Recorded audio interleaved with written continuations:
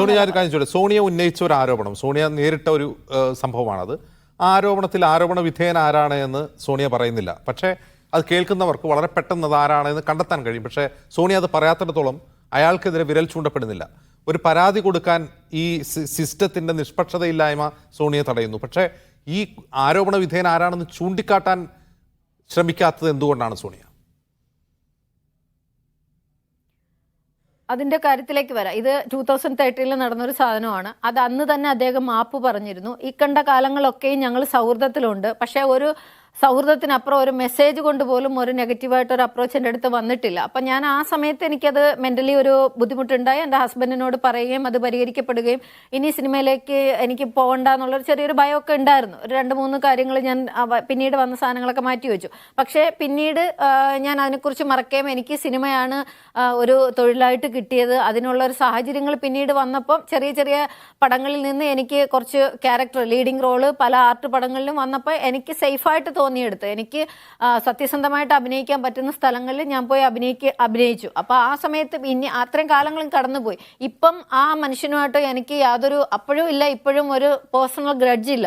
Because ഞാനിപ്പോൾ ചിന്തിക്കുന്നത് എന്താണെന്ന് വെച്ചാൽ അവർക്ക് ഭാര്യ, കുട്ടികൾ, നമ്മൾ ഈ തുണി ഉരിയുന്ന ആളുകൾക്ക് അതിനുള്ള ബുദ്ധിമുട്ട് അവരാരുടെയും കുടുംബക്കാരെ പറ്റി ആലോചിക്കുന്നില്ല. പക്ഷേ എന്നെപ്പോലെ ഒരാൾക്ക് നമ്മളൊരു മനുഷ്യത്വപരമായിട്ട് ചിന്തിക്കുന്നുണ്ട്. ഇത്രയും വർഷങ്ങൾക്ക് ശേഷമുള്ളൊരു കാര്യത്തിന് ഇപ്പം ഞാൻ അദ്ദേഹത്തിൻ്റെ പേര് ഒരിക്കലും ഇനിയിപ്പോൾ എല്ലാ മാധ്യമങ്ങളും നിർബന്ധിച്ചാലും അദ്ദേഹത്തിന്റെ പേര് ഒരിടത്തും പറയാനോ പരാമർശിക്കാനോ ഞാൻ ഇഷ്ടപ്പെടുന്നില്ല. കാരണം ഇനി ഒരു കേസിലേക്കോ അല്ലെങ്കിൽ അദ്ദേഹത്തിന് ഇനി എന്ത് ചെയ്യാൻ വേണ്ടി നമുക്കറിയാലോ ഇവിടുത്തെ നിയമസഭ തൊട്ട് മുന്നിൽ ചൂണ്ടിക്കാണിച്ചിട്ട് പീഡിപ്പിച്ചു എന്ന് പറഞ്ഞ് സകല തെളിവുകളും വെച്ചിട്ട് അത്രത്തോളം സാധനങ്ങൾ ഒരു പെൺകുട്ടി വന്ന് നമ്മുടെ മുന്നിൽ ഇരുന്ന് കരയി പറയുകയാണ്. അതിനേക്കാൾ ഭീകരമായിട്ട് പലതും ഉണ്ട്, പല ആളുകളും പറയാതിരിക്കുന്നുണ്ടാവും. അപ്പൊ അതിന് പോലും കൃത്യമായിട്ടുള്ള കാര്യങ്ങൾ നടക്കാതിരിക്കുമ്പോൾ ഞാൻ ഇത് വന്നിട്ട് എനിക്കുണ്ടായ ഒരു ബുദ്ധിമുട്ട് ഞാൻ പറഞ്ഞതെന്ന് വെച്ചാൽ അത് പറയാൻ 2-3 കാരണങ്ങളുണ്ട്. ഒന്ന്, അമ്മ സംഘടനയിലുള്ള ആളുകൾ വന്നിട്ട് അതിനെ യാതൊരു തരത്തിലും ഈ ഒരു അലിഗേഷൻ വന്ന സമയത്ത് അതിനെ ന്യായീകരിച്ചോ അല്ലെങ്കിൽ ന്യായീകരിച്ചെന്നല്ല, നമ്മുടെ ഭാഗത്ത് തെറ്റുകളുണ്ട് എന്നോ ആർജവത്തോടെ ആരും പറഞ്ഞില്ല. പിന്നെ ഒരു ലേഡി പറയുന്ന കേട്ടു, ഞാൻ പേര് മറന്നുപോയി, ഒരു മുതിർന്ന ആർട്ടിസ്റ്റാണ്, അവരുടെ ഒരു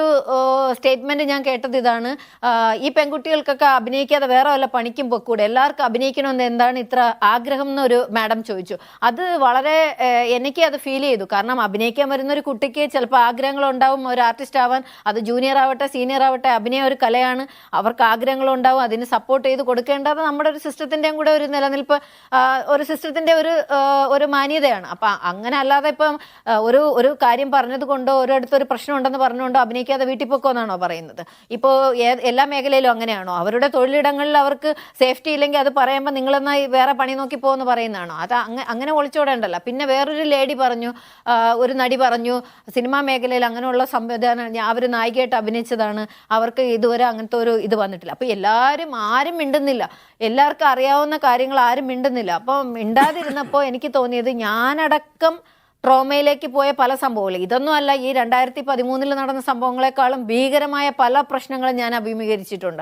സെക്ഷലി അബ്യൂസ് അല്ല എനിക്ക് ഉണ്ടായിരിക്കുന്നത്, എനിക്ക് അല്ലാതെയുള്ള ചതികൾ, പേയ്മെന്റ് തരാതിരിക്കൽ, എന്നെ ഒഴിവാക്കലുകൾ, എല്ലാ സ്ഥലത്തു നിന്ന് അവോയ്ഡ് ചെയ്യുക, നമ്മളെ കണ്ടതായിട്ട് പോലും നടിക്കാത്ത ആളുകൾ, അങ്ങനെയൊക്കെ ഒരുപാട് അനുഭവങ്ങൾ പേഴ്സണലി ഞാൻ എടുത്തിട്ടുണ്ട്. അപ്പോൾ അവിടെ നിന്നൊക്കെ ഞാൻ നോക്കിയപ്പം ഹേമ കമ്മിറ്റി റിപ്പോർട്ട് വന്നു, ഇത്തരം കാര്യങ്ങൾ വന്നു, ഏതോ കുട്ടികളൊക്കെ വന്ന് പറയുന്നതൊക്കെ അവർക്കെന്തോ ഒരു ഫെയിം കിട്ടാൻ വേണ്ടി, മീഡിയ അറ്റൻഷൻ കിട്ടാൻ പറയുന്ന ഒരു സാധനമായിട്ട് മാറ്റിയിട്ട് കുറേ ആളുകളൊക്കെ അങ്ങ് അതിവിദഗ്ധമായിട്ട് ഇരിക്കുന്ന കണ്ടപ്പോൾ ഞാനൊരു പെണ്ണാണ്, ഞാനൊരു സ്ത്രീയാണ്, 2 കുട്ടികളുടെ അമ്മയാണ്, എനിക്ക് 2 ആൺകുഞ്ഞുങ്ങളാണ്, അവർക്ക് നാളെ 2 പെൺകുട്ടികൾ എൻ്റെ വീട്ടിലേക്കും വരാനുള്ളതാണ്. അപ്പം എല്ലാവർക്കും അവരുടേതായ സ്പേസും അവരുടെ ഒരു എന്താ പറയുന്ന അതും കൊടുത്ത് അവരെ പ്രൗഡോടെ നോക്കേണ്ടതാണ്. പെൺകുട്ടികളെ എല്ലാവർക്കും എല്ലായ്പ്പോഴും വലിച്ചു കീറാനുള്ളതല്ല. അപ്പം ഞാനിപ്പോൾ പറഞ്ഞില്ലെങ്കിൽ ഇനി ഒരുപാട് പെൺകുട്ടികൾ കടന്നു വരും. അപ്പം ഇതിനകത്ത് ഒരുപാട് പുഴുക്കുത്തുകളുള്ളപ്പോൾ നല്ല ആളുകളും അതുപോലെ തന്നെയുണ്ട്. അപ്പോൾ അവർക്കും കൂടെ മാന്യതക്കേട് വരുന്ന കാര്യങ്ങൾ ചിലപ്പോൾ അവർ അറിഞ്ഞോ അറിയാതെയോ കണ്ണടയ്ക്കുന്നുണ്ടാവാം, എനിക്കറിയില്ല.